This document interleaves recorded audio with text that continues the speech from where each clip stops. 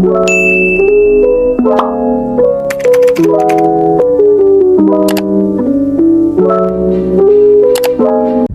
hi guys, we're back again. This is Christine, your sales consultant in Peak Motors sa Abad Santos. So medyo matagal-tagal tayong walang video guys kasi naging busy tayo for the past few days or few weeks. So ayun guys, ngayon on the way tayo sa office since meron tayong i-release na 2023 Montero GLS Automatic.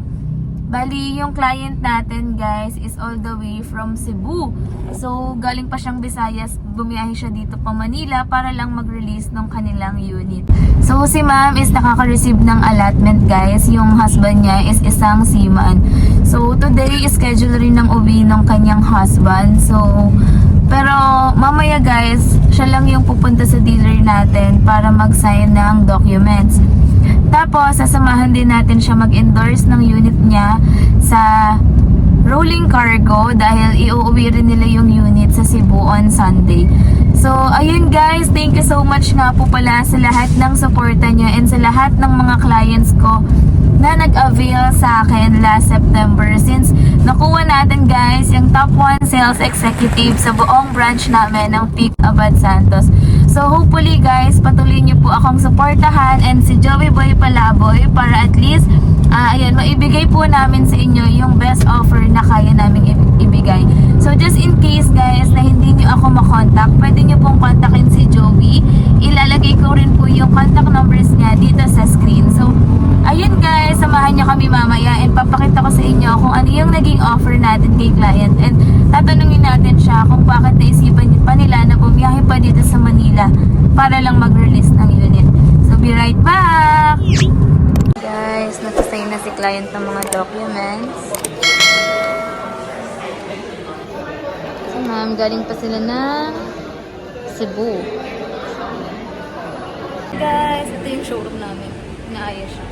So, akyat muna tayo para i-check yung unit nila ma'am. Florin. So, let's go! Guys, ito na yung unit natin. Bali, papa-installan kasi natin ito ng Bosch Europa horn. So, ayan. Then, meron din tayong yan. Hood emblem. Yung rear step seal, side step seal. Papakabit na natin siya dito sa ating unit. Ayan.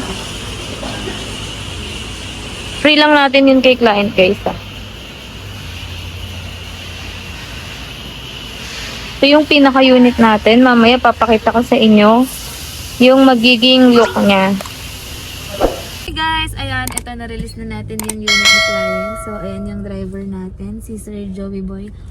Bali, papa-installan na natin ng mga accessories itong unit ni client. Then, dadalhin na natin siya sa Manila North Harbor para ipunta dun sa to go. Kasi, ship natin yung unit from Manila to Cebu. So, mamaya guys, papakita ko sa inyo yung magiging final output ng ating unit. Hey guys. Mas maganda sana to kung nakakabit na yung spoiler natin. Mamaya madilim na.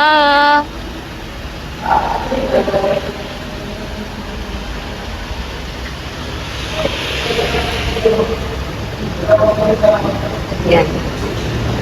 Yun yung driver natin guys. Kung makikita niyo si Joey Boy.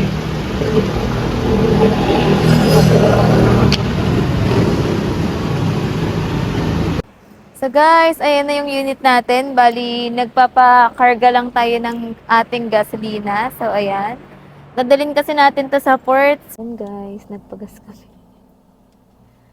Kulang 4,000. Grabe. Ano siya, ma'am?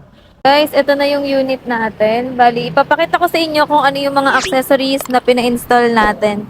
Dito, unahin na natin dyan guys yung GT Mags. Ayan. Then, yung ating door handles. Meron na rin. Hood emblem, nakalagay na rin. Ayan. Meron pa tayong Bosch Europa horn. Dito naman sa loob, meron tayong, ay dito muna sa labas pala. Rain visor. Ayan guys, oh, ang ganda. Tapos, deep dish matin, side step seals, and leather seat. So, ayan, naka-leather seat din yung unit natin. Tapos, ayan yung driver natin, si Sir Joe. So, pasok na tayo sa loob, guys. May mga small items din tayo na binigay kay Ma'am, like Carter kit, umbrella, keychain, then side step seals nasa likod mo din. Any side po ng shell, pwede niyo po sa Thank you. Guys, on the way na kami sa pier. Yan.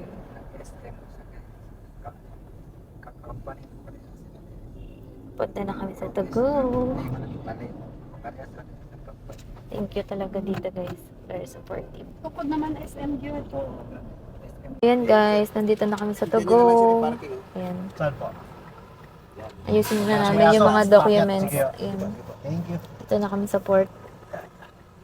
So guys, nandito na kami ngayon sa port. Medyo haggard na ang inyong person. So, ayan. Sama natin sila client. Ito na yung mga documents na kailangan. Pinrint out na rin muna natin. So, yan. Guys, waiting na tayo. Waiting na tayo guys. Yan. Babayad na tayo. Yun guys, nandito tayo ngayon sa port para isampa itong unit nila Mr. and Mrs. Visitation. So, dadalhin nga siya sa Cebu. Medyo ginabi na tayo. Ayan. Yan natin guys, ano yung next. So, nakapagbayad na kami. Meron na din kaming bill of lading. So, ayan. Unit. Guys, si Joey Boy na muna yung dadala ng unit sa timbangan para itimbang itong sasakyan. Yan, siya lang yung allowed dahil isa lang yung vest na available. So, very supportive guys yung husband natin.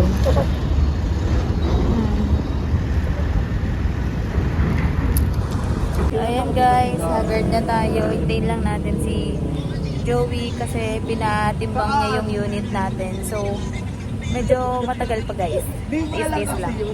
Guys, tapos na namin ilagay yung unit. Nag-grab na sila So, waiting na lang din kami nung binook namin na grab. Ayan. Guys, ito na yung mga ehente nyong pagod. Ayan, si Joey Boy Palaboy and me, 9 p.m. Christine na. Salazar. So, 9 p.m. na guys. Umalis kami ng office is around 3. Ganito po So, kami mag-handle ng client. Ayan, di natin pinabayaan sila ma'am since first time din nila magpa-cargo ng unit. Sinamahan natin sila all throughout the transaction. So, sila ma'am guys is nag-book na papunta dun sa hotel nila sa Manila. Bali, magrororo rin sila on Sunday. Sasabayan nila yung unit. So, ayun lang guys. If you have any questions or concerns with regards to our Mitsubishi units, please feel free to message us in our contact numbers indicated in the screen. So, ayun guys. Thank you so much for watching guys. See you on our next video. Bye!